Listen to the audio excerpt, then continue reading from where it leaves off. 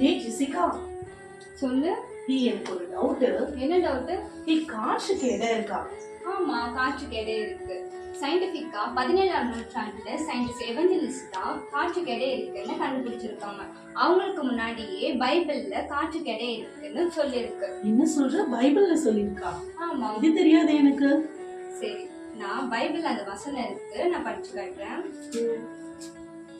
யோபு 28:25. அவர் காற்றுக்கு அதன் நிறையை நியமித்து. பாத்தியா, பைபிளே சொல்லியிருக்கு, காற்றுக்கு அது இடையே நியமித்திருக்காரு. இவ்வளவு நாள் தெரியாம போச்சு. இன்னைக்கு ஒரு புது விஷயம் நான் தெரிஞ்சுக்கிட்டேன். இது மட்டும் இல்ல, இன்னும் நிறைய அறிவியல் சம்பந்தப்பட்ட விஷயம் பைபிள்ல போட்டு இருக்கு.